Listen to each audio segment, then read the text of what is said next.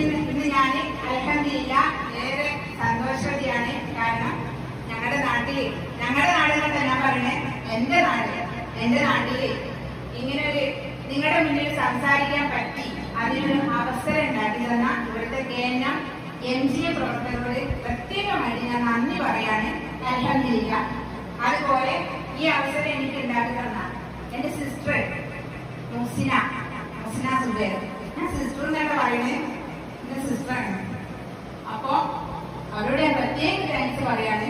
പിന്നെ എന്റെ എല്ലാ ഉയർച്ചയും എന്നോടൊപ്പം നിൽക്കുന്ന എന്റെ ഹസ്ബൻഡ്, ജീവിത വഴിക്കായി കൂട്ടായി നിൽക്കാന്ന് പറയില്ലേ, അങ്ങനെ എന്റെ ഹസ്ബൻഡ്, പിന്നെ എന്റെ ഉമ്മ ഉണ്ട്, എന്റെ സിസ്റ്റേഴ്സ് ഉണ്ട്, ബാക്കി എല്ലാം എന്റെ കുടുംബക്കാരാണ്. ഇവരുടെ മുന്നിലൊക്കെ നിന്ന് സംസാരിക്കാൻ പറ്റുന്നതാണ് എന്റെ ലൈഫിൽ എനിക്ക് കിട്ടിയ ഒരു വലിയ ഭാഗ്യമാണ്.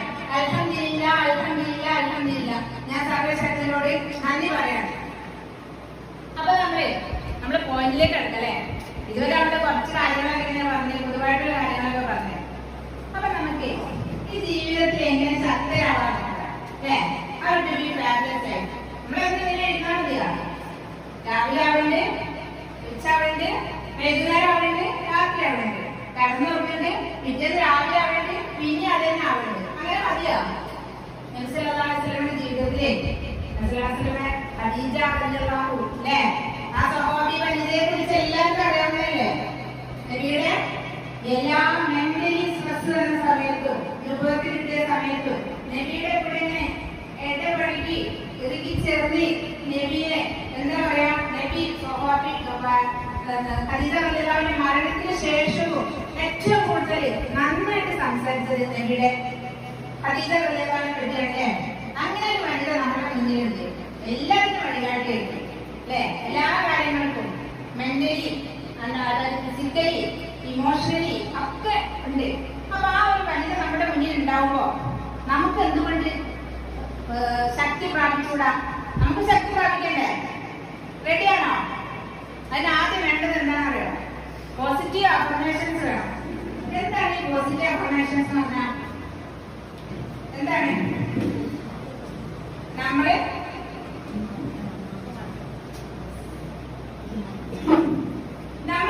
തന്നെ അറിയാം അല്ലെ, നമ്മളോട് ഇങ്ങനെ പറഞ്ഞുകൊണ്ടിരിക്കുക. എന്ത്? ഞാനിന്ന് നമ്മൾ നേരത്തെ പറഞ്ഞ സംഭവല്ലേ, ഞാനിന്ന് ഹാപ്പിയാണ്, ഞാനിന്ന് മൈൻഡ്ഫുൾ ആണ്, ഞാനിന്ന് കൂടുതൽ സന്തോഷവതിയാണ്, ഞാനിന്ന് യുണീക്കാണ്, ഞാനിന്ന് പീസ്ഫുൾ ആണ് എന്നൊക്കെ പറയാം. നമ്മളോട് പറയാൻ ഏറ്റവും അർഹതയുള്ള ആളാണെന്നറിയോ? പുറത്തുള്ള ആരെങ്കിലാണ് നമ്മളോട് പറയാം ഏറ്റവും കൂടുതൽ നമ്മളോട് പറയാൻ സംസാരിക്കാനാ നമ്മളല്ലേ? ആണോ? കണ്ണാടിയുടെ മുന്നിൽ നോക്കുമ്പോ നമ്മളെ ആരെ കാണാം? വേറെ ആരെ കാണോ? നമ്മളല്ലേ കാണാം. അപ്പൊ നമ്മളോട് പറയാണ് ഞാനിത് ഹാപ്പിയാണ് എന്ന് പറയാം, ഞാനിത് മനസ്സിലാണെന്നൊക്കെ വീണ്ടും പറഞ്ഞുകൊണ്ടേയിരിക്കുക. അപ്പൊ നമ്മുടെ മൈൻഡിനോടില്ലേ, നമ്മൾ എന്താണോ നമ്മുടെ മൈൻഡിൽ കൊണ്ടുവരുന്നത് ആ സാധനം മാത്രം നമ്മുടെ മൈൻഡിൽ പുറത്തു കൊണ്ടുവരുള്ളൂ. അങ്ങനെയാണോ? കുശുമ്പും അസൂയും വിദേശവും ഒക്കെ കൂടെ മൈൻഡിൽ നിറച്ചു കൊടുക്കാണ്. എന്നിട്ട് മൈൻഡ് നമ്മളോട് പറയാ നിങ്ങൾ ഹാപ്പി ആയിക്കോന്ന് അറിയില്ല. നമ്മൾ കൊടുത്ത സാധനല്ലേ, കോൺഷ്യസ് മൈൻഡ് ഉണ്ട്, സബ് കോൺഷ്യസ് മൈൻഡ് ഉണ്ട് അല്ലേ. സബ് കോൺഷ്യസ് മൈൻഡിൽ പറഞ്ഞ സാധനം എന്താണെന്നറിയോ? എന്ത് നമ്മൾ പറഞ്ഞാലും അങ്ങനെ പിടിച്ചെടുക്കും. എന്നിട്ട് കുറച്ച് കഴിയുമ്പോൾ നമ്മളോട് പറയും ഇത് നേരത്തെ പറഞ്ഞില്ലേ ഹാപ്പി ആണെന്ന് പറഞ്ഞില്ലേ, ഇത് ഹാപ്പി ആയിക്കോട്ടോ എന്ന് നമ്മളോട് പറയും. അതിനാണ് നമ്മള് അഫർമേഷൻസ് ഇങ്ങനെ കൊടുത്തോണ്ടേയിരിക്കുന്നത്. അപ്പൊ നമ്മള് ജീവിതത്തിൽ പോസിറ്റീവ് അഫർമേഷൻസ് കൊടുക്കാം. ഒരിക്കലേ ഒരു ധനികനുണ്ടായി. അപ്പൊ ഈ ധനികന് എന്നും ഇങ്ങനെ പരാതി പറഞ്ഞുകൊണ്ടേയിരിക്കുന്ന ഒരു ധനികനാണ്. അതുകൊണ്ട് ആർക്കും അയാൾ ഇഷ്ടമല്ല. ഈ പരാതി ഇങ്ങനെ പറയുന്ന ആൾക്കാർ ആർക്കും ഇഷ്ടമുണ്ടാവും? ഉണ്ടാവോ? നമ്മുടെ ലൈഫിൽ എപ്പോഴും ഇങ്ങനെ പരാതി വായിക്കാറുണ്ടാവോ? ഇല്ലല്ലോ. അപ്പൊ ആ ധനികന് ആർക്കും ഇഷ്ടമല്ല. അപ്പൊ അതുകൊണ്ട് ഇയാളുടെ ഒരു 80-ാം പിറന്നാളായി ഈ ധനികന്റെ. അപ്പൊ 80-ാം പിറന്നാളായപ്പോ ധനികനൊന്നും ഇഷ്ടമില്ല കേട്ടോ. അപ്പൊ 80-ാം പിറന്നാളായ സമയത്ത് ഇയാള് ഈ പിറന്നാൾ ആഘോഷിക്കുന്ന സമയത്ത് ഇയാൾ അതീവ സന്തുഷ്ടനായിട്ട് കാണപ്പെട്ടു. അപ്പൊ ജനങ്ങളെ ചോദിച്ചു, അല്ലയോ എന്തുകൊണ്ടാണ് നിങ്ങൾ ഇങ്ങനെ സന്തുഷ്ടനായിട്ട് കാണപ്പെട്ടതെന്ന് ചോദിക്കുമ്പോ അയാൾ പറയാണ്, ഇതുവരെ ഞാന് സന്തോഷം ഇങ്ങനെ തേടിക്കൊണ്ട് നടന്നു പോയി. എവിടെയാ സന്തോഷം? കടയിൽ പോയിട്ട് ഒരു 500 രൂപ സന്തോഷം കിട്ടുമെന്ന് ചോദിച്ചാലും കൊടുക്കുമോ? കൊടുക്കാം ഇല്ല. അപ്പൊ ഇയാൾ പറഞ്ഞു ഇപ്പൊ ഞാൻ സന്തോഷം എന്നിൽ തന്നെ കണ്ടെത്തി, ഞാൻ കണ്ടെത്തി സന്തോഷം എന്താണ്, അതുകൊണ്ട് അയാൾ ഹാപ്പിയായി. അതുപോലെയാണ് നമ്മുടെ ലൈഫിൽ സന്തോഷം ഉണ്ടാക്കണേ, നമ്മളെ ചിന്തയിൽ സന്തോഷം ഉണ്ടാക്കണേ ഹോർമോൺസ് ഉണ്ട് അല്ലേ? Dopamine, oxytocin, serotonin, endorphin. ഞാൻ ഇതിനെ കുറിച്ച് വിശദമായിട്ട് പറയണില്ല. 4 ഹോർമോൺസ് ഉണ്ട്. ഇപ്പൊ ഇതിന്റെ ഈ ഭാഷണം കേട്ടോണ്ടിരിക്കണം നിങ്ങൾക്ക് പോസിറ്റീവ് എനർജി ഉണ്ടാകുമ്പോ നിങ്ങളുടെ ഡോപാമിൻ വർദ്ധിക്കും. പിന്നെ നിങ്ങൾ വീട്ടിൽ പോയിട്ട് നിങ്ങളുടെ ഡോപാമിനൊക്കെ വർദ്ധിച്ചിട്ട് നിങ്ങൾക്ക് സ്ട്രെസ്സോ ആൻസൈറ്റിയോ എന്തെങ്കിലും ഉണ്ടെങ്കിൽ അതൊക്കെ ഒഴിവായിട്ട് നിങ്ങൾക്ക് പുഞ്ചിരിക്കാൻ പറ്റും. നമ്മുടെ ലൈഫില് പുഞ്ചിരിക്കാൻ പറ്റുന്ന ഏറ്റവും വലിയ അനുഗ്രഹമാണ് അല്ലേ? പുഞ്ചിരി എന്താണ് പുഞ്ചിരി സ്വതക്കയാണ് നമ്മളെ പഠിപ്പിച്ചില്ലേ ഇല്ലേ? പുഞ്ചിരി സ്വതക്കയാണ്. അപ്പൊ നമ്മളിങ്ങനെ പുഞ്ചിച്ചോണ്ടിരിക്കുന്ന മുഖം അതൊക്കെ കിട്ടണമെങ്കിൽ എന്താക്കണം? ഈ ഓക്സിറ്റോസിൻ വർദ്ധിക്കണം, എൻഡോർഫിൻ വർദ്ധിക്കണം. അതിനാണ് നമ്മള് സന്തോഷം കിട്ടാൻ വേണ്ടിയിട്ടാണ് നമ്മള് ഈ പ്രകൃതി കാണാനും മറ്റുള്ളവരെ സഹായിക്കാനും ഒക്കെ പോയിക്കൊണ്ടിരിക്കുന്നത്. അപ്പൊ നമുക്ക് ഈ പോസിറ്റീവ് അഫർമേഷൻസ് ഒക്കെ കൊടുത്ത് നമ്മുടെ മൈൻഡിനെ ഇങ്ങനെ സെറ്റ് ആക്കി നല്ല ഇംപ്രൂവ് ആക്കി ഇങ്ങനെ കൊണ്ടുവരുമ്പോ നമുക്ക് ഓൾറെഡി ജീവിതത്തിൽ എന്താവാൻ കഴിയും? നേരത്തെ പറഞ്ഞ ശക്തരാവാൻ കഴിയില്ലേ? ജീവിതത്തിൽ ശക്തരാണെങ്കിൽ നമ്മൾ തന്നെ വിചാരിക്കണം. രണ്ടാമത്തെ വരുന്നത് ഹെൽപ്പ് അതേഴ്സ് ആണ്. എന്താ ഹെൽപ്പ് അതേഴ്സ് ആക്കാന്? നമ്മൾ മറ്റുള്ളവരെ സഹായിക്കാം. അധിക സമയത്തും നമ്മളെ മറ്റുള്ളവരെ സഹായിക്കുന്ന കാര്യങ്ങൾ നമ്മൾ എന്താ പറയാ? തെറ്റില്ലാന്ന് പറയാം. എന്റെ തെറ്റില്ലാന്ന് പറയാം. നമ്മൾ ആരോടെങ്കിലും കുറച്ച് എന്തെങ്കിലും സഹായിക്കാൻ ചോദിച്ചിട്ട് എന്താണെന്ന് പറയാം? ക്യാഷ് ഇല്ലാന്ന് പറയേ? ക്യാഷ് മാത്രമാണോ സഹായം? അല്ല. നമ്മളെ എന്താണ്, നമുക്ക് ഫിസിക്കലായിട്ട് മെന്റലി ആയിട്ടൊക്കെ നമുക്ക് ആളുകളെ സഹായിക്കാൻ പറ്റും ഇല്ലേ? നിങ്ങൾ ആരും സഹായിച്ചിട്ടില്ലേ? ഇവിടെ ഇങ്ങനെ ആരും സഹായിക്കില്ലേ? ഇല്ലേ? ഓക്കെ. അപ്പൊ നമുക്ക് മറ്റുള്ളവരെ സഹായിക്കാന്ന് പറയുമ്പോ ചിലപ്പോ നമ്മള് ഒരാളെ കേട്ടുകൊണ്ടിരിക്കുന്നതാവാം. ഒരാള് പരാതി പറഞ്ഞുകൊണ്ടിരിക്കുന്ന സമയത്ത് നമ്മൾ അയാളെ കേട്ടുകൊണ്ടിരിക്കുക. എനിക്ക് പറ്റും നിന്നെ കേൾക്കാന്, നിന്റെ പരാതി എന്താണെന്ന് കേൾക്കാൻ എനിക്ക് പറ്റുമെന്ന് പറയണേ.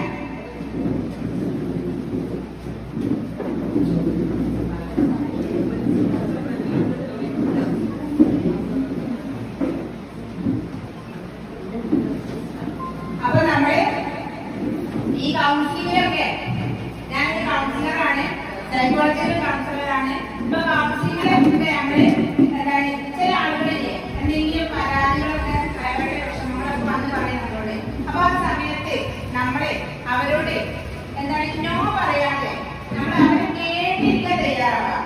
എന്താണ് ചില ആളുകൾക്കില്ലേ സൊല്യൂഷൻ ഒന്നും കിട്ടേണ്ടിയില്ല. അവരുടെ പ്രശ്നം എന്താണ്, അതിനൊരു സൊല്യൂഷൻ വേണമെന്ന് പറഞ്ഞ് ഓടിയേറ്റ ആൾക്കാരൊന്നാവില്ല. അവർക്ക് എന്താ ജീവിതത്തിൽ കേൾക്കാനാണില്ല.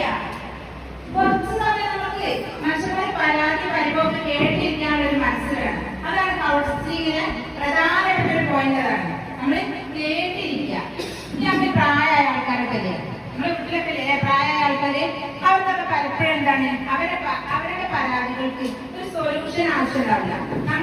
ഞാൻ കേൾക്കാൻ തയ്യാറാണ്, നിങ്ങൾ ഇത് കേൾക്കാൻ ഞാൻ ഉണ്ട് എന്ന് പറയണം, ആ ഒരു അവസ്ഥ. അപ്പൊ നമ്മളിൽ ആ ഒരു പരസ്പരം ഹെൽപ്പ് ചെയ്യാനുള്ള മെന്റാലിറ്റി നമ്മൾ ഉണ്ടാക്കി കൊണ്ടുവരാണെങ്കിൽ എന്താണ്, നമുക്ക് ജീവിതത്തിൽ ശക്തരാവാം. നമ്മൾ ഓൾറെഡി അവർക്ക് നമ്മളെ ഹെൽപ്പ് ചെയ്യുന്നതിലൂടെ നമുക്ക് എന്ത് കിട്ടും? പോസിറ്റീവ് എനർജി കിട്ടൂലേ? നമ്മൾ ഓൾറെഡി കൊടുക്കാൻ തയ്യാറാണ്, പക്ഷെ നമുക്കും അത് കിട്ടും.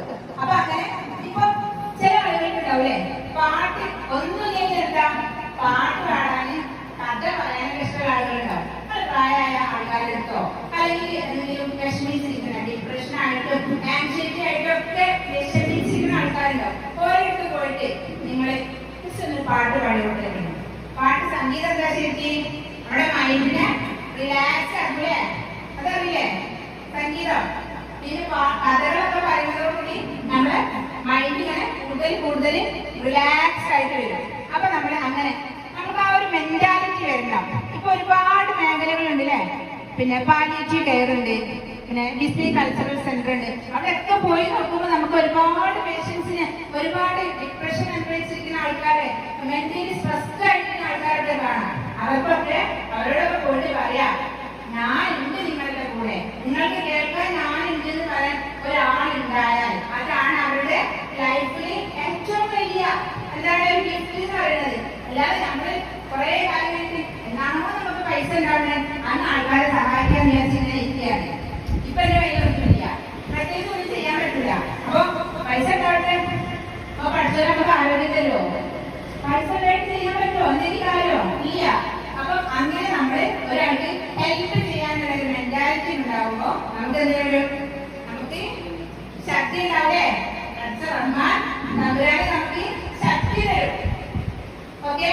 പിന്നെ ഇപ്പൊ ഇവിടെ ഇരിക്കുന്ന അധികം ആൾക്കാരും ക്ലാസ്സിൽ അങ്ങനെയൊക്കെ കുറെ ആൾക്കാരുണ്ടാവും. എന്നാലും കുറെ ആളുകള് നമ്മുടെ ലൈഫ് ഇത്രയൊക്കെ ആയില്ലേ, നമ്മുടെ ലൈഫിൽ ഇനിയിപ്പോ എന്താണ്, ഇനിയിപ്പോ ഇവിടെ എന്ത് ഉണ്ടാവാനാണെന്ന് വിചാരിച്ചു ഒന്നും ചെയ്യാണ്ടിരിക്കുന്ന ആൾക്കാരുണ്ടാവും, സജീവമായിട്ടിരിക്കുന്ന ആൾക്കാരുണ്ടാവില്ലേ. അപ്പൊ നമ്മുടെ ജീവിതത്തിൽ എന്തെങ്കിലും ഒരു സാധനം പഠിക്കാന്നുള്ള ഒരു കണ്ടീഷൻ, അതായത് ഒരു തീരുമാനം എടുക്കുക. എന്താണ് ലൈഫിൽ ഞാൻ ജീവിതത്തിൽ ഒരു ദിവസം ഒരു ആഴത്തെങ്കിലും പഠിക്കാന്നുള്ള ഒരു കണ്ടീഷൻ ഉണ്ടാക്കുക. പറ്റുമോ നിങ്ങൾക്ക്? ഞാൻ ഒരു ദിവസം ഒരു ആഴത്ത് പഠിക്കാന്നുള്ള കണ്ടീഷൻ ഉണ്ടാക്കുക പറ്റുമോ?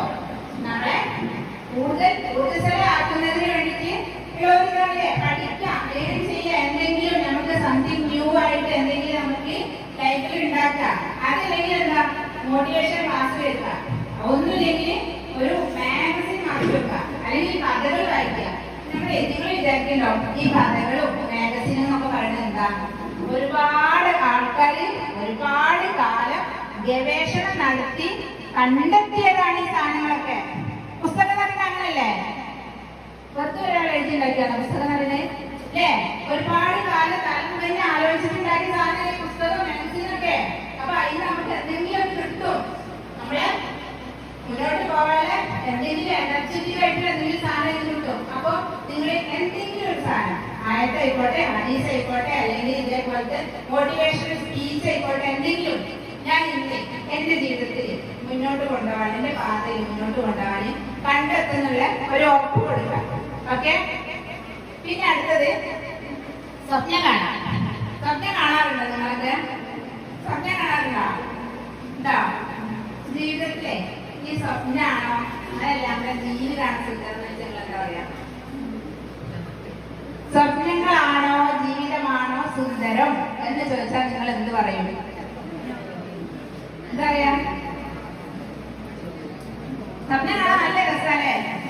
ഒരു പൈസന്റെ ആവശ്യമില്ലല്ലേ? വെറുതെ ഇങ്ങനെ കടന്നോട്ടും നമുക്ക് ഇങ്ങനെ കാണാൻ സ്വപ്നം അല്ലേ? എന്നാൽ ഞാൻ പറയുന്നത് ജീവിതമാണ് സുന്ദരം. അതെങ്ങനെയുള്ള ആൾക്കാർക്കാ? ജീവിക്കാനുള്ള സൈക്കോളജി അറിയുന്ന ആൾക്കാർക്ക് ജീവിതം സുന്ദര അല്ലേ?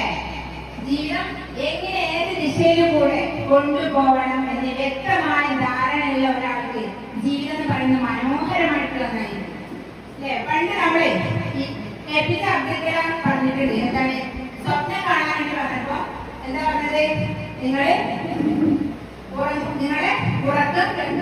ഉറങ്ങുമ്പോൾ കാണുന്നതല്ല സ്വപ്നം എന്ന് പറയുന്നത്. നിങ്ങളെ ഉറക്കം അങ്ങനെ ഡിസ്റ്റർബ് എന്തെങ്കിലും സംഭവം ആലോചിച്ചിട്ട് എങ്ങനെ ചെയ്യും ആലോചിച്ചിട്ട് ഡിസ്റ്റർബ് ആയിട്ട് ഇങ്ങനെ നിൽക്കും.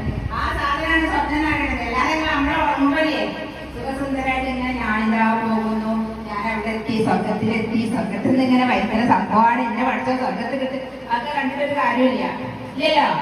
സ്വപ്നം കാണുമ്പോ അതെന്ത് വേണം? ഒരു സ്വപ്നം കണ്ടാൽ മാത്രം പോരാ, നമ്മളതിനെ സാക്ഷാത്കരിക്കണം. അത് എങ്ങനെ നേടിയെടുക്കണം എന്നുള്ള ഒരു ചിന്ത, ഒരു തോട്ട്സ് നമ്മുടെ ഉള്ളിൽ ഇങ്ങനെ വരണം. നമ്മുടെ ഇടയിൽ സ്വപ്നം കണ്ട ഒരുപാട് ആൾക്കാർ, സാക്ഷാത്കരിച്ച ഒരുപാട് ആൾക്കാരുണ്ട്. നമ്മുടെ ഹിയാരി എവറസ്റ്റ് കീഴടക്കിയത് ഇങ്ങനെ ഒരു സുപ്രഭാതത്തിൽ പോയിട്ട് എവറസ്റ്റ് കാട്ടി കയറി മുകളിലെത്തിയാണോ? അല്ല, കുറേ കാലങ്ങൾ കൊണ്ട് അയാള് കണ്ടെത്തിയ സാധനമാണ് ഈ എവറസ്റ്റ് കയറിയത്. പിന്നെ നമ്മുടെ APJ അബ്ദുൽ കലാം രാമേശ്വരത്ത് ഒരു പാവപ്പെട്ട കുടുംബത്തിൽ ജനിച്ച APJ അബ്ദുൽ കലാം ഇന്ന് ആരായി? ഇന്ത്യയുടെ പ്രസിഡന്റായി, സയന്റിസ്റ്റായി അല്ലേ. പിന്നെ ആരാണ്? പി.ടി. ഉഷ. നമ്മള് പയ്യോളി മണൽത്തിട്ടയിലൂടെ മണൽപ്പരപ്പിലൂടെ ഓടി പരിശീലിച്ച ആ ഒരു പി.ടി. ഉഷ ഭാരതത്തിന്റെ തിളക്കമായി മാറി അല്ലേ. എബ്രഹാം ലിങ്കൺ ആരായി? അമേരിക്കയുടെ പ്രസിഡന്റായി. എബ്രഹാം ലിങ്കൺ പഠിച്ചറിയോ? തെരുവ് വിളക്കിന്റെ വെട്ടത്തിൽ നിന്നിട്ട് എബ്രഹാം ലിങ്കൺ പഠിച്ചത്. എന്നിട്ടാണ് അയാള് എന്തായത്? പ്രസിഡന്റ് ആയില്ലേ. അപ്പൊ നമുക്ക് നമ്മുടെ മുമ്പിൽ ഒരുപാട് അനുഗ്രഹങ്ങൾ, ഒരുപാട് കഴിവുകൾ, ഒരുപാട് സാഹചര്യങ്ങൾ നമുക്കുണ്ട്. എന്നിട്ട് നമ്മൾ എന്താ പറയാ? എനിക്ക് സ്വപ്നം കാണാൻ മാത്രമേ പറ്റുള്ളൂ, സാക്ഷാത്കരിക്കാൻ എന്റെ അടുത്ത് ഒന്നുമില്ലാന്ന്. അപ്പൊ ഇത്രയും ആളുകൾ അവരുടെ സ്വപ്നങ്ങൾ സാക്ഷാത്കരിച്ചെങ്കിൽ നിങ്ങൾക്ക് എന്തുകൊണ്ട് നിങ്ങളുടെ സ്വപ്നങ്ങൾ സാക്ഷാത്കരിക്കാൻ പറ്റില്ല? പിന്നെ അതിനോട് പറയും എന്റെ അടുത്ത് പൈസ തന്നെയാണ് അല്ലേ, ഞാൻ വിചാരിച്ച കാലത്തിലെത്താന് നിന്റെ അടുത്ത് ക്യാഷ് ഇല്ല. ക്യാഷ് ശരിക്കും ഒരു ഉപാധിയാണോ? നമ്മൾ സ്വപ്നങ്ങൾ കാണുമ്പോൾ ആ സ്വപ്നങ്ങൾക്ക് എത്തിപ്പെടാനുള്ള ചെറിയൊരു വഴിയാണ് ക്യാഷ് എന്ന് പറയുന്നത്. നമ്മൾ ചെറിയ ചെറിയ സാഹചര്യങ്ങളെ, അതായത് ചെറിയ ചെറിയ കാര്യങ്ങളെ നമ്മൾ ആദ്യം കണ്ടെത്താം. എന്നിട്ട് ക്യാഷ് ഉണ്ടാക്കാൻ പോകുമ്പോൾ നമുക്ക് നമ്മളുടെ ആഗ്രഹങ്ങളൊക്കെ സഫലീകരിക്കാൻ വേണ്ടിയിട്ട് ആ ക്യാഷ് നമ്മുടെ കൂടെ നിൽക്കും. എന്നും എനിക്ക് പറ്റൂല പറ്റൂല പറ്റൂല, എനിക്കൊന്നും പറ്റൂല, എന്റെ അടുത്ത് ക്യാഷ് ഇല്ല, അങ്ങനെ പറഞ്ഞു നിൽക്കുമ്പോ നമ്മുടെ അവിടെ എത്തോ? കുടുംബത്തിലെ വിളക്കാണ് ആര്? എന്റെ മുന്നിൽ ഇരിക്കുന്ന ഈ എല്ലാ സ്ത്രീകളും കുടുംബത്തിന്റെ വിളക്കാണ്. പണ്ട് കവിമാര് പറഞ്ഞിട്ടുണ്ട്, ഐശ്വര്യാണ് വിളക്കാണെന്നൊക്കെ പറഞ്ഞു. എന്താ പറഞ്ഞല്ലേട്ടത്? ഒരു വീട്ടിലെ ഒരു സ്ത്രീ നന്നാലേ ഒരു കുടുംബം നന്നായി എന്നാ പറയാ. ആണോ? നിങ്ങൾക്ക് ആർക്കും അനുഭവം ഉണ്ടോ? ഉണ്ടോ? സ്ത്രീകൾ നന്നായാൽ കുടുംബം നന്നാവും, ഉറപ്പാണ്. ഇപ്പൊ പണ്ടായിരുന്നുണ്ട് സ്ത്രീകൾക്ക് ഒന്നും പറ്റൂല പറ്റൂല എന്ന് പറഞ്ഞില്ലേ. ഇപ്പൊ അങ്ങനെയാണോ? അല്ലെ, നമുക്ക് സ്വപ്നം കാണാം, നമുക്ക് അതിനുള്ള എന്താണ് ടീംസ്, അതിന്റെ സൊല്യൂഷൻ കണ്ടെത്താനൊക്കെയുള്ള മാർഗങ്ങൾ നമ്മുടെ മുന്നിലുണ്ട്. പിന്നെ അത് കഴിഞ്ഞാല് നമുക്ക് കമ്മ്യൂണിക്കേഷൻ, അതായത് ഫാമിലിയിൽ നമുക്ക് നല്ല ആശയവിനിമയം നടത്താം. അതെങ്ങനെ ആശയവിനിമയം നടത്താം? എങ്ങനെയാണ് സംസാരിക്കുന്നത്? യെസ്. അപ്പൊ നമ്മൾ എന്താണ്, നമ്മുടെ ഫാമിലിയുടെ കൂടെ, അതായത് ജോലിയുള്ള ആൾക്കാരുണ്ടോ? ഇതിന് ജോലിയുള്ള ആൾക്കാരില്ലേ? ജോലിയുള്ള ആൾക്കാരുണ്ടോ? നമ്മുടെ ഭർത്താക്കന്മാര് ജോലിയുള്ള ആൾക്കാരുണ്ടോ? അപ്പൊ അവര് ആ ഫാമിലിയുടെ കൂടെ എന്താണ് എത്ര സമയം സ്പെൻഡ് ചെയ്തു എന്നല്ല, കുറേ സമയം ഒരാള് നമ്മുടെ ഹസ്ബൻഡ് നമ്മളെ കൂടെ നിന്ന് ഇവിടെ ഫുള്ള് സമയം മൊബൈൽ നോക്കിക്കൊണ്ടേയിരിക്കാം. അപ്പൊ ഇയാളോട് ഒരാൾ ചോദിക്കാണ്, എത്ര സമയം നിങ്ങൾ ഫാമിലിയുടെ കൂടെ സ്പെൻഡ് ചെയ്ത്? ഞാനിവിടെ ഉണ്ടായിരുന്നല്ലോ 6 മണിക്കൂർ 7 മണിക്കൂറൊക്കെ എന്റെ ഫാമിലിയുടെ കൂടെ ആയിരുന്നത്. അതിനെയാണ് നമ്മൾ പറയുന്നത് എത്ര സമയം എഫക്റ്റീവായിട്ട് കാര്യക്ഷമമായിട്ട് നമ്മുടെ ഫാമിലിയുടെ കൂടെ ഇരുന്നാ ചോദിക്കുന്നത്. അതിനാണ് ആശയവിനിമയം എന്ന് പറയുന്നത് അല്ലേ. ക്വാളിറ്റി ടൈം എന്ന് പറയില്ലേ, ഉണ്ടോ? നമ്മള് ക്വാളിറ്റി ടൈം ഉണ്ടാക്കല്ലേ ഫാമിലിയുടെ കൂടെ? നമ്മുടെ മക്കള്, മരുമക്കൾ, പേരക്കുട്ടികള്, പിന്നെ നമ്മുടെ ഭർത്താക്കന്മാര്, ഉമ്മമാര് എല്ലാവരും ഇരുന്നിട്ട് ഒരു ക്വാളിറ്റി ടൈം നമ്മളെ ജീവിതത്തിൽ ഉണ്ടാക്കിയില്ല. അത് ക്വാളിറ്റി ടൈം എന്ന് പറയുമ്പോ ശരിക്കും ഈ ഫുഡ് കഴിക്കുന്നത് മാത്രമല്ല ക്വാളിറ്റി ടൈം. ഒരിക്കലും ഭക്ഷണം കഴിക്കാൻ ഓക്കെയാണ്, പക്ഷെ അത് മാത്രമല്ല ക്വാളിറ്റി ടൈം എന്ന് പറയുന്നത്. എങ്ങനെയാവണം? അത് ഇഫക്റ്റീവായിട്ട് സംസാരിക്കണം. പിന്നെ നമ്മുടെ മക്കൾക്ക് പറഞ്ഞു കൊടുക്കാം. നമ്മളിങ്ങനെ കാലം കഴിഞ്ഞൊക്കെ പോകുന്നില്ലേ? ന്യൂ ജനറേഷൻ വരുമ്പോ നമ്മൾ പറയും ആ കാലം കഴിഞ്ഞു പോയി, പുതിയ കാലഘട്ടമാണ്. പക്ഷേ ഒരു കാര്യം മാത്രം, എത്ര ന്യൂ ജനറേഷൻ വന്നാലും എത്ര കാലങ്ങൾ കഴിഞ്ഞു പോയാലും നമ്മുടെ ഉള്ളിൽ ഒരു സാധനം നഷ്ടപ്പെടില്ല. അതെന്താ? എന്താണ് നഷ്ടപ്പെടാതെ പോണത്? മൂല്യങ്ങൾ എന്ന് പറയും. എന്താ മൂല്യങ്ങള്? മക്കളോട് പറഞ്ഞെടുത്ത് എന്താ നമ്മുടെ മൂല്യങ്ങളെ, നഷ്ടപ്പെടാത്ത മൂല്യങ്ങളെ, കാലങ്ങളായിട്ട് കൊണ്ടു നടക്കുന്ന മൂല്യങ്ങൾ എന്താണ്? മൂത്തവരെ ബഹുമാനിക്കണം അല്ലേ? വീട്ടില് മുതിർന്ന ആൾക്കാരുണ്ടെങ്കിൽ അവരൊന്ന് പരിഗണിക്കണം. കുട്ടികൾക്കിടയിൽ സ്നേഹബന്ധങ്ങൾ വർദ്ധിപ്പിക്കണം. ഇത്തരം നഷ്ടപ്പെടാത്ത കുറെ മൂല്യങ്ങൾ, നമ്മൾ പഠിച്ച കുറെ മൂല്യങ്ങളുണ്ട്. ആ മൂല്യം മൂല്യങ്ങൾ നമ്മുടെ മക്കൾക്ക് ഈ സമയത്ത്, അതായത് നല്ല ക്വാളിറ്റി ഉള്ള ഈ സമയത്ത് നമ്മൾ മക്കൾക്ക് പറഞ്ഞു കൊടുക്കണം. എന്താ പറഞ്ഞു കൊടുക്കാന്നറിയോ? ഞങ്ങള് ഒരുമിച്ചിരിക്കുമ്പോ ഞാൻ പറയാം, ഞങ്ങളുടെ ഫാമിലി പണ്ട് നല്ല രസമായിരുന്നു, മക്കൾക്ക് പറഞ്ഞു കൊടുക്കുക. ഇപ്പൊ മക്കളോട് പറഞ്ഞ മക്കൾ എന്താ പറയാറ്? മക്കളൊന്ന് പോയാണി, എനിക്കൊന്നും കേൾക്കണ്ടാറ്. പണ്ട് നമ്മൾ കളിച്ച കാര്യങ്ങളൊക്കെ പറയുന്ന മക്കൾ എന്താ പറയാ? ഒന്ന് പോയാണി, എനിക്കത് കേൾക്കണ്ടെന്നറിയാം. എന്നാൽ നിർബന്ധപൂർവ്വം മക്കളോട് പണ്ട് നമ്മൾ കഴിഞ്ഞത് അപ്പ് ആൻഡ് ഡൗൺ ഉണ്ടാവും. എങ്ങനെ? നമ്മള് പണ്ട് പാവപ്പെട്ട കുടുംബത്തിലായിരിക്കും, അല്ലെങ്കിൽ പണ്ട് നമ്മള് പൈസ ഉള്ള കുടുംബത്തിലായിരിക്കും. അപ്പൊ മക്കളോട് പറയാം, എന്റെ ലൈഫില് ഇതാ മോനെ ഇങ്ങനെയൊക്കെയുള്ള അവസ്ഥ ഉണ്ടായിരുന്നു, അത് മോനെ നീ കണ്ടു പഠിക്കണം പറഞ്ഞൂടെ? അപ്പൊ മക്കളുടെ എന്താ ഉണ്ടാവുക? പറഞ്ഞെടുക്കുമ്പോ എന്റെ ഉപ്പിയുമ്മയും ഇത്തരം ഒരു സാഹചര്യങ്ങളിലൂടെ കടന്നു വന്ന ആളുകളാണ്, അതുകൊണ്ട് എന്റെ ലൈഫിലും ഇത്തരം കാര്യങ്ങൾ ആവർത്തിക്കപ്പെടണം എന്നുള്ള ഒരു പ്രതിജ്ഞ അവരുടെ ഉള്ളിൽ ഉണ്ടാവും അല്ലേ? പിന്നെ നമുക്ക് എന്താണ്? സ്ട്രെസ് കുറയും. മക്കളായിട്ട് കൂടുതൽ സമയം ഇന്ററാക്ട് ചെയ്യുന്നതിലൂടെ നമുക്ക് സ്ട്രെസ് കുറയും, ആൻസൈറ്റി കുറയും, ലൈഫിൽ ബന്ധങ്ങൾ ഊഷ്മളമാക്കാൻ പറ്റും. പിന്നെ ഒരു പ്രത്യേക ടൈം അതിനായിട്ടുണ്ടാവും. അപ്പൊ നല്ല ക്വാളിറ്റി ടൈം ഉണ്ടാവുന്നതോടെ നമ്മുടെ ലൈഫ് എന്താവും? ബ്യൂട്ടിഫുൾ ആവൂലേ? നമ്മൾ എപ്പോഴും ആലോചിക്കൽ എന്താ? സ്ട്രെസ് ആയിട്ടുള്ള ഫാമിലി വേണമെന്നാണോ? അങ്ങനെ ആരും ആലോചിക്കുന്നുണ്ടോ? നമ്മളെ ബന്ധം, നമ്മളെ കുടുംബം മനോഹരമാണെന്ന് എപ്പോഴും ധരിക്കുക. ആ മനോഹരമാക്കലാരോ? നമ്മളും നമ്മുടെ മക്കളും ഒക്കെ ഇരുന്ന് ഒരു ക്വാളിറ്റി ടൈം ഒക്കെ ഉണ്ടാക്കി അവരുടെ കൂടെ ഇങ്ങനെ സ്പെൻഡ് ചെയ്യുമ്പോഴാണ് നമുക്കത് ഉണ്ടാക്കാം. സ്ട്രെസ് ആയിട്ട് ഫാമിലി എന്ന് പറഞ്ഞാൽ എന്താ അറിയോ? ഹാപ്പിനെസ് ഒട്ടുമില്ലാത്ത ഫാമിലി എന്ന് അതിന്റെ അർത്ഥം. അത് നമ്മൾ ഉണ്ടാക്കുന്നതാണ് അല്ലേ? അപ്പൊ നമുക്ക് ശക്തരാവാന്, നമ്മുടെ കുടുംബം മുന്നോട്ട് പോകാനൊക്കെ ക്വാളിറ്റി ടൈം വളരെ പ്രധാനപ്പെട്ടതാണ്. അപ്പോ ഒരു 5 കൊടുത്തു വരുമോ? ഒരു 5 വരണം.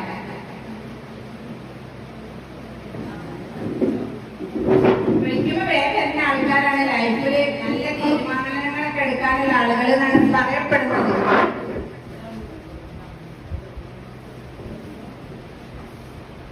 ഒരാളിവിടെ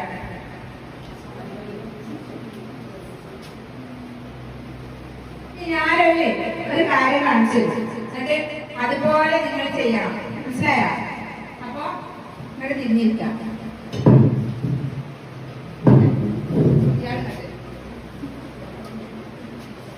നിങ്ങൾ തിരിഞ്ഞോട്ട് കേട്ടോ. ഞാൻ പറഞ്ഞ കാര്യം എന്താക്കണം? ആ ആളെ തോന്നിയിട്ട് ആളുകൾ പറയാം, കാണിച്ചു കൊടുക്കാം. അതുപോലെ ചെയ്യാൻ പറയാം. എന്നിട്ട് അങ്ങനെ ഫസ്റ്റ്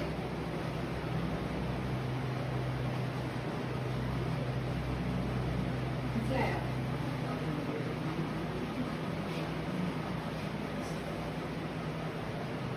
മനസ്സിലായോ?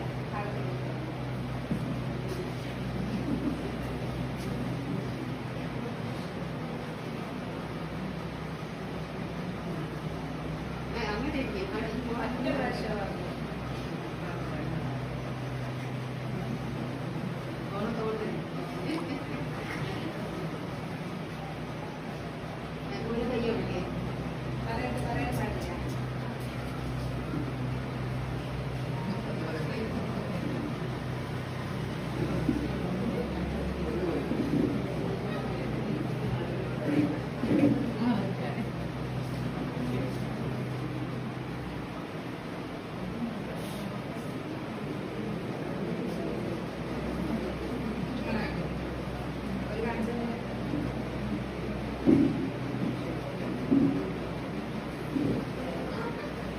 പ്രാവശ്യം ഫസ്റ്റ് വന്നാൾ വരും ഇവിടേക്ക്.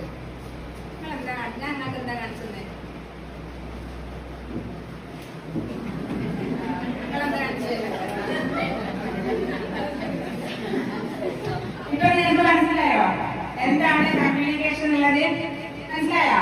ഇത് മനസ്സിലാൻ വേണ്ടിയിട്ടാണ് ഞാൻ ഇവിടെ ഈ ആക്ടിവിറ്റീസ് ചെയ്തത്.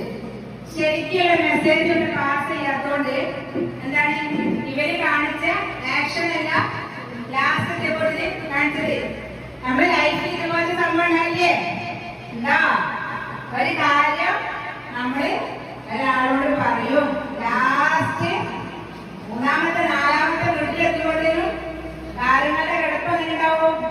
കണ്ടടാ അല്ലേ? അങ്ങനല്ലേ ഉണ്ടാവില്ലേ? അപ്പൊ നമ്മള് പറയൂ, കുറ്റം പറയാൻ തുടങ്ങും. ഓൾ അങ്ങനത്തതാണ്, ഓൾ ഇങ്ങനത്താണ്, ഓൾ എങ്ങനെ പറഞ്ഞു. പക്ഷെ ശരിക്കും അങ്ങനെ പറഞ്ഞില്ല.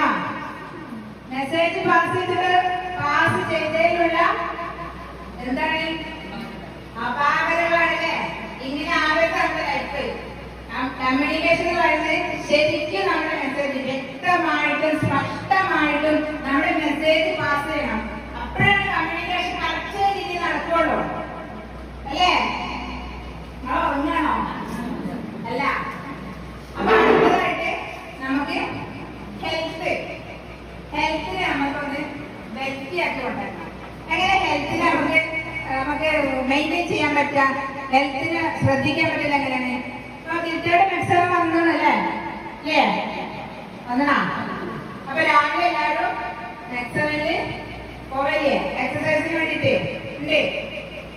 അതുവരെ നിങ്ങളുടെ ലൈഫില് എക്സസൈസ് എന്നൊരു സംഭവം ഉണ്ടായിനോ? ഹെൽത്തിനെ നിങ്ങൾ മെയിൻറ്റെയിൻ ചെയ്ത് കൊണ്ടുപോയിനോ? നിങ്ങൾ എന്താ ചെയ്ത്? ഫുഡ് ഇങ്ങനെ വെച്ചോണ്ടിരിക്കില്ലേ? അവസാനം 40, 50, 60 ഒക്കെ ആവുമ്പോ നമ്മളിങ്ങനെ പറയും പ്രഷർ, ഷുഗർ, കൊളസ്ട്രോള് ഇവ വിട്ട് മാറുന്നില്ല എന്ന് പറയും. ശരീരം കഴിഞ്ഞിട്ടായിരുന്നോ? ഇല്ല. അപ്പൊ നെക്സ്റ്റ് വന്നപ്പോ നിങ്ങൾ കുറച്ചുകൂടെ റിലാക്സ്ഡ് ആയി, സ്ട്രെസ് ഒക്കെ കുറഞ്ഞത് ഞാൻ വിശ്വസിക്കുകയാണ്. അല്ലെ? ഒരുപാട് ആൾക്കാർക്ക് വേദനകളൊക്കെ കുറഞ്ഞതെന്ന് കേൾക്കുന്നത് ശരിയല്ലേ? അത് പോയില്ലേ?